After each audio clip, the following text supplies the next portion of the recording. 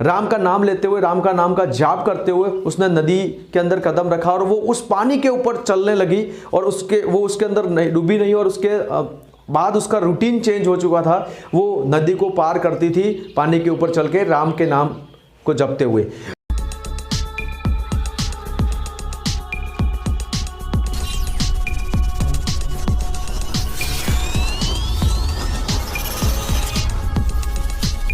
Hello everyone, welcome to my channel. Friends, आज की जो स्टोरी है बहुत ही शानदार स्टोरी है और इंस्पायरेशनल है और ये बिलीव को लेके है। फ्रेंड्स, ये स्टोरी जो है वो आप पूरी देखें और लास्ट तक बने रहें। एक समय की बात है, एक गांव के अंदर एक ग्वालन रहा करती थी और उस ग्वालन का जो है जीवन चलाने के लिए वो दूध बेचा करती थी और वो अपने गांव से शहर दूध बेचने जाया करती थी और उससे अपना गुजर बसर करती थी। फ्रेंड्स, उस ग्वालन को अपने गांव से शहर जाने के लिए एक नदी को पार करना होता था और वो नदी को पार करने के लिए वहाँ पर उस नदी के ऊपर कोई ब्रिज नहीं होता था, जिसकी वजह से उसको एक नाव के माध्यम से उस नदी को पार करना होता था। रोज के का उसका एक रूटीन था और उस रूटीन के दौरान वो नदी से नाव में बैठ के उस शहर जाया करती थी। रेगुलर यही उसका रूटीन चलता था। एक दिन अचानक क्या हुआ, उसका दूध जल्दी बिक गया और उसके बाद वो वापस उस नदी के तट पे वहाँ पर आई और उसको वापस गांव जाने के लिए वेट करने लगी, क्योंकि नाव जो था वो दूसरे तरफ गया हुआ था और वो वापस आने का उसका इंतज़ार कर रही थी। और क्या देखती है कि उसी तट पे पास में एक मंदिर था जहाँ पर पूजा अर्चना अक्सर चलती थी, वहाँ पर आरती चलती थी, वहाँ पर कथा का पाठ होते थे। उसने देखा कि वो वहाँ पर वेट कर रही थी उस नाव का और अचानक उस मंदिर के अंदर जो कथा चल रही थी उसके कुछ शब्द उसके कानों में पड़े, जिसमें पंडित जी की आवाज़ आ रही थी और पंडित जी बोल रहे थे कि राम नाम जपोगे तो भवसागर पार हो जाएगा।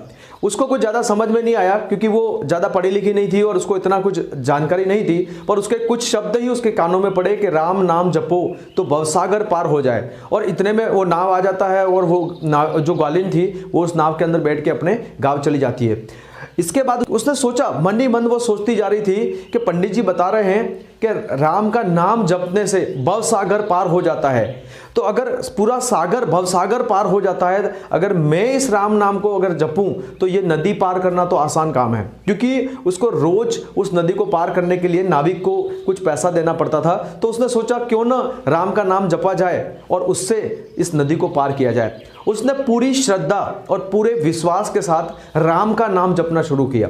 वो जो भी काम करती है तो साथ साथ में राम का नाम जपती रहती है। मतलब वो काम करते हुए, दूध निकालते हुए, वहाँ से घर से निकलते हुए, दूध बेचते हुए, हर जगह उसके मन में, उसके दिलो दिमाग में श्रद्धा और विश्वास के साथ राम का नाम का जाप करती है। और उसी दौरान उसने देखा, राम का नाम लेते हुए, राम का नाम का जाप करते हुए उसने नदी के अंदर कदम रखा और वो उस पानी के ऊपर चलने लगी और वो उसके अंदर नहीं डूबी नहीं, और उसके बाद उसका रूटीन चेंज हो चुका था। वो नदी को पार करती थी पानी के ऊपर चल के राम के नाम को जपते हुए।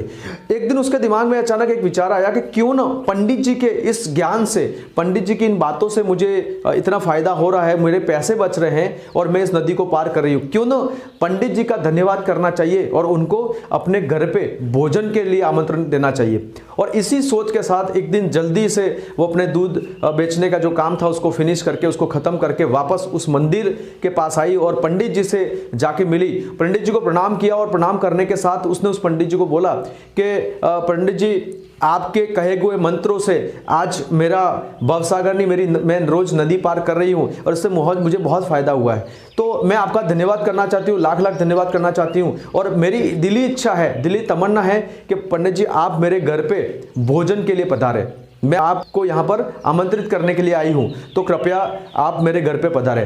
पंडित जी ने जब ये बात सुनी, उनको लगा कि चलो एक अनपढ़ ग्वालन है, उन्होंने उसकी बातों पे इतना ध्यान नहीं दिया, पर उन्होंने सोचा कि चलो इतना बोल रही है तो क्यों ना इसके आग्रह को स्वीकार किया जाए।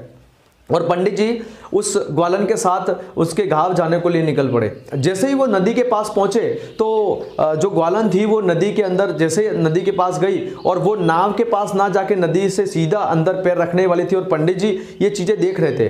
तो पंडित जी ने उस ग्वालन को पूछा कि आप कहाँ जा रही है, नाव तो यहाँ पर है नहीं। तो ग्वालन ने बोला पंडित जी को कि पंडित जी इसी चीज़ के लिए तो मैं आपका धन्यवाद करने आई थी और आपको भोजन के लिए आमंत्रित करके अपने घर ले जा रही हूँ कि आपके कहे गए मंत्रों से, राम नाम जपने के मंत्रों से मैं इस नदी के ऊपर चल के उस पार जाती हूँ, तो क्यों ना आप भी मेरे साथ चलिए। अब जब पंडित जी ने ये देखा कि ये ग्वालन पागल हो गई है, तो पंडित जी जैसे ही पानी में उन्होंने देखा कि चलो इतना जिद करे, उन्होंने जैसे ही पानी में, नदी में पाव रखा, तो पाव रखते ही उनका पैर तो जो था वो पानी में डूबा, मतलब वो डूब गया पानी में, और ग्वालन जो थी वो पानी के ऊपर थी, वो ऊपर थी।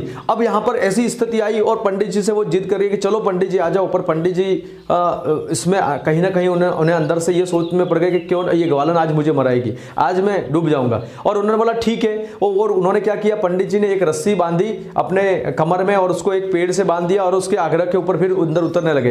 वो कमर तक अंदर चले गए, वो पानी के अंदर थे, ग्वालन ऊपर थी। और उन्होंने बोला, फिर इसके बाद दौड़ के वापस उस नदी से वो बाहर निकल गए। और इसके बाद वो पंडित जी ने वापस वहां से रस्सी छोड़ी और वापस मंदिर को लौट गए। फ्रेंड्स, ये स्टोरी के माध्यम से मैं आपको शेयर करना चाह रहा हूं, एक इंपॉर्टेंट मैसेज शेयर करना चाह रहा हूं कि ये सतयुग की स्टोरी है। पर मैं कहना चाह रहा हूं फ्रेंड्स कि पंडित जी इतना पूजा पाठ करते थे, सब कुछ करते थे, पर उनको इतना बिलीव नहीं था, कहीं ना कहीं बिलीव की कमी थी।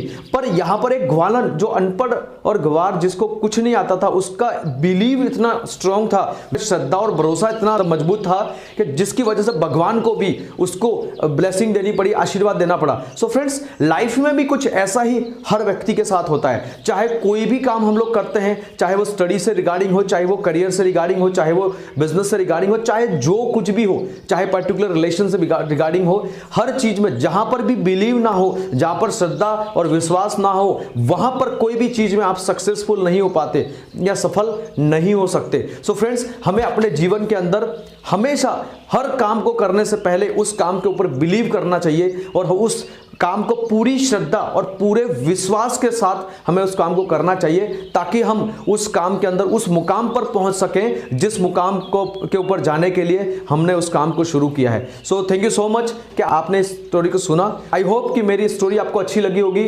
सो अपनी लाइफ में इंप्लीमेंट करिए और हर काम को, अपनी लाइफ से जुड़े हुए हर काम को श्रद्धा और विश्वास के साथ करिए, सेल्फ बिलीव के साथ करिए, विश्वास के साथ करिए। और एक लास्टली में एक मैसेज आपके साथ शेयर करना चाहूंगा फ्रेंड्स, कि अगर जीवन में किसी भी बड़े मुकाम पर पहुंचना, लाइफ में सक्सेस होना है, लाइफ में आगे बढ़ना है, लाइफ में प्रोग्रेस करना है, तो फ्रेंड्स सबसे पहले बिलीव इन गॉड, आपको भगवान पे भरोसा करना होगा। बिलीव इन योर सेल्फ, आपको अपने आप पे भरोसा करना होगा और उस काम पे या उस व्यक्ति विशेष के ऊपर भरोसा करना होगा जिस व्यक्ति के माध्यम से आप उस काम को करने के लिए जा रहे हैं या उस काम को अंजाम देने के लिए जा रहे हैं। So thank you so much. Lastly, इस स्टोरी को देखने के बाद आपको ये स्टोरी अगर अच्छी लगी हो तो फ्रेंड्स एक पॉजिटिव रिस्पॉन्स मैं आपसे चाहूंगा, इस स्टोरी को लाइक करें और इस चैनल को सब्सक्राइब करें, शेयर करें और लास्ट में बेल आइकन को प्रेस करना ना भूलें, क्योंकि मैं हमेशा कुछ नई मोटिवेशनल स्टोरीज, कुछ इंस्पिरेशनल स्टोरीज या कुछ ऐसे थॉट्स आपके साथ शेयर करता हूं फ्रेंड्स, जो हम अपनी लाइफ में सीखते हुए, इंप्लीमेंट करते हुए लाइफ में आगे बढ़े। So thank you so much.